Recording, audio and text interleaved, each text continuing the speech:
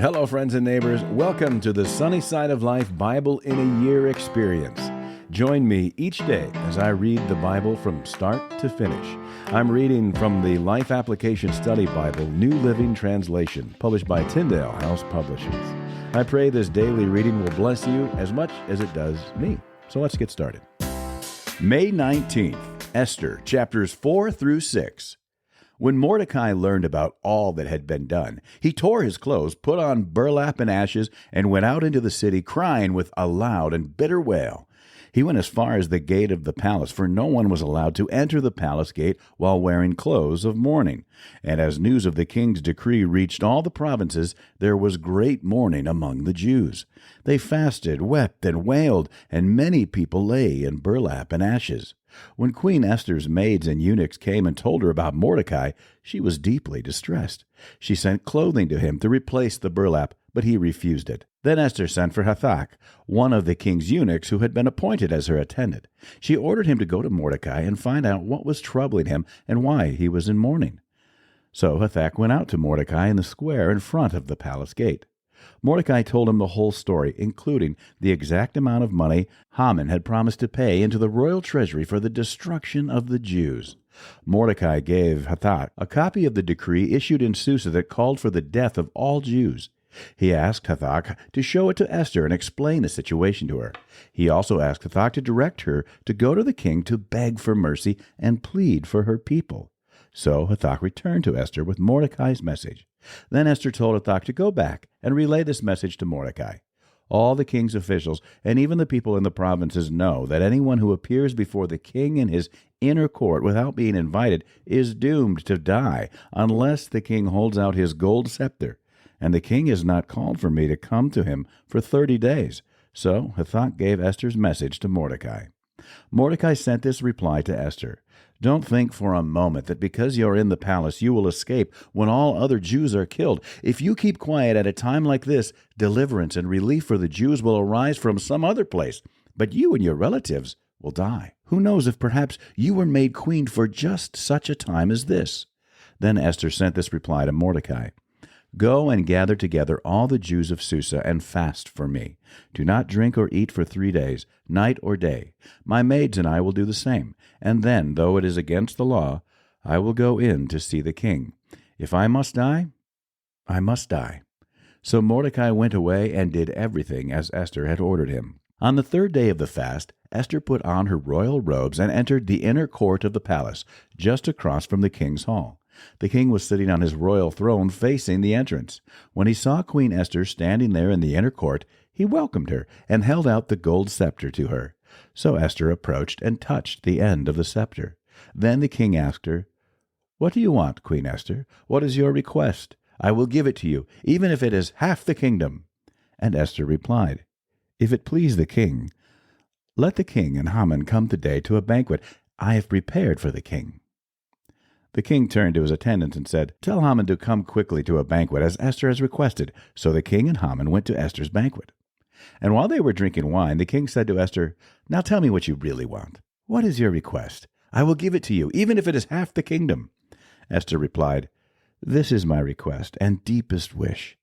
If I have found favor with the king, and if it pleases the king to grant my request and do what I ask, please come with Haman tomorrow to the banquet I will prepare for you. Then I will explain what this is all about.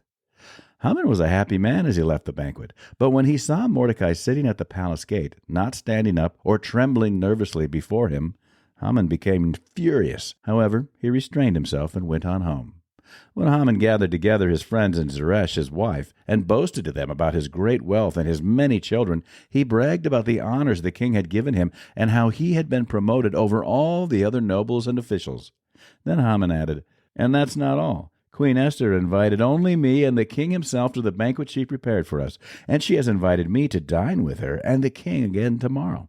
Then he added, But this is all worth nothing, as long as I see Mordecai the Jew just sitting there at the palace gate. So Haman's wife, Zeresh, and all his friends suggested, Set up a sharpened pole that stands 75 feet tall, and in the morning ask the king to impale Mordecai on it. When this is done, you can go on your merry way to the banquet with the king. This pleased Haman, and he ordered the pole set up. That night the king had trouble sleeping, so he ordered an attendant to bring the book of the history of his reign so it could be read to him. In those records he discovered an account of how Mordecai had exposed the plot of Bigthana and Teresh, two of the eunuchs who guarded the door to the king's private quarters. They had plotted to assassinate King Xerxes. "What reward or recognition did we ever give Mordecai for this?" the king asked. His attendants replied, "Nothing has been done for him." "Who is that in the outer court?" the king inquired. As it happened, Haman had just arrived in the outer court of the palace to ask the king to impale Mordecai on the pole he had prepared. So the attendants replied to the king, "Haman is out in the court." "Bring him in," the king ordered. So Haman came in, and the king said, "What should I do to honor a man who truly pleases me?"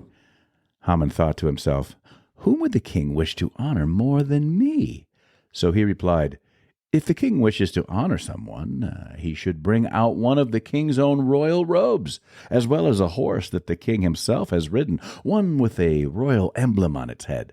Let the robes and the horse be handed over to one of the king's most noble officials, and let him see that the man whom the king wishes to honor is dressed in the king's robes and led through the city square on the king's horse. Have the officials shout as they go, 'This is what the king does for someone he wishes to honor.'" "Excellent," the king said to Haman. "Quick, take the robes and my horse, and do just as you have said for Mordecai the Jew, who sits at the gate of the palace. Leave out nothing you have suggested." So Haman took the robes and put them on Mordecai, placed him on the king's own horse, and led him through the city square, shouting, "This is what the king does for someone he wishes to honor."